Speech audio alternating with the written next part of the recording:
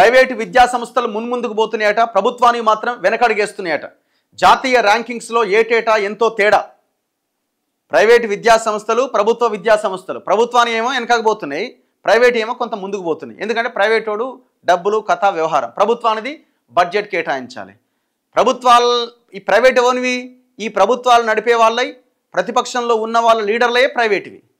కాబట్టి గవర్నమెంట్లో ఉన్న ఎవరికి ఉపయోగం? ప్రజలకు ఉపయోగం. ప్రైవేట్ విద్యా సంస్థల వల్ల ఎవరికి ఉపయోగం? ఆ లీడర్లకి, ఆ యజమానులైనటువంటి లీడర్లకు ఉపయోగం. ఒకవేళ లీడర్లు లేకపోయినా పార్టీలకి పార్టీ ఫండ్లు ఇవ్వడానికి ఉపయోగం. కాబట్టి దేన్ని పెంచి పోషిస్తారు వాళ్ళు? ప్రైవేట్వి పెంచి పోషిస్తారు. ప్రభుత్వ విద్యా సంస్థలకి బడ్జెట్లు కేటాయించకుండా నిర్వీర్యం చేస్తారు. ఇవాళ యూనివర్సిటీలైనా ప్రభుత్వ కాలేజీలైనా జరుగుతున్నది గదే కదా. సో అట్లా ఈ తెలంగాణ పరిస్థితి ఎట్లా తయారైందంటే విద్య విషయంలో, ముఖ్యంగా ఈ కాలేజీల విషయంలో చాలా దారుణంగా ఉన్నది. జాతీయ ర్యాంకింగ్స్లో ఏటేటా ఎంతో తేడా. ఇక్కడ చూడండి, ఇంజనీరింగ్లో దేశంలోని కొన్ని ప్రైవేటు విద్యా సంస్థల ర్యాంకులు ఎట్లున్నాయి.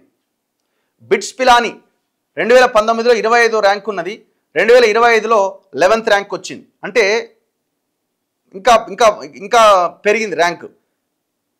ఎస్ఆర్ఎం 36 నుంచి 14కు వచ్చింది, విట్ 18 నుంచి 16కు వచ్చింది, శిక్షా ఓ అనుసంధాన్ 32 నుంచి 22కు వచ్చింది, థాపర్ 23 నుంచి 29కి వచ్చింది, కేఎల్ యూనివర్సిటీ 52 నుంచి 35కి వచ్చింది, కళింగ 48 నుంచి 36, లవ్లీ ప్రొఫెషనల్ 125 నుంచి 48, విజ్ఞాన్ వర్సిటీ 107 నుంచి 80వ ర్యాంకు, ఎస్ఆర్ వర్సిటీ 91వ ర్యాంకు.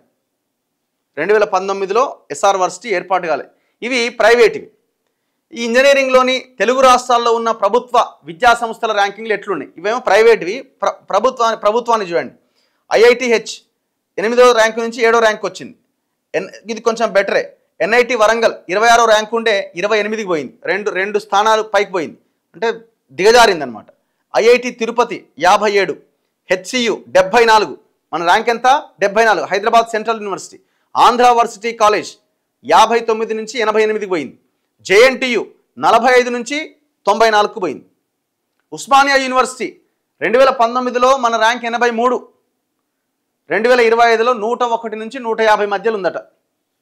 శ్రీ వెంకటేశ్వర వర్సిటీ 89 నుంచి 200 నుంచి 300 ర్యాంకుకు పోయింది.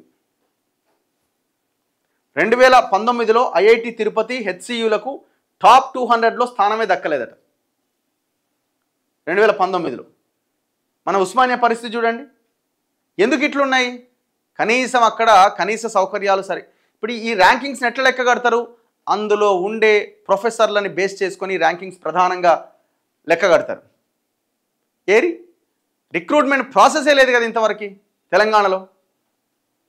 ప్రొఫెసర్లు లేరు, అసిస్టెంట్ ప్రొఫెసర్లు లేరు, ల్యాబ్లు లేవు, ఇన్ఫ్రాస్ట్రక్చర్ లేదు. ఇంత దారుణంగా యూనివర్సిటీలని నిర్వీర్యం ఎందుకు చేస్తున్నారని అంటే ఒకే ఒక్క కారణం, ప్రైవేటు యూనివర్సిటీలు, ప్రైవేటు విద్యా సంస్థలని పెంచి పోషించడానికి.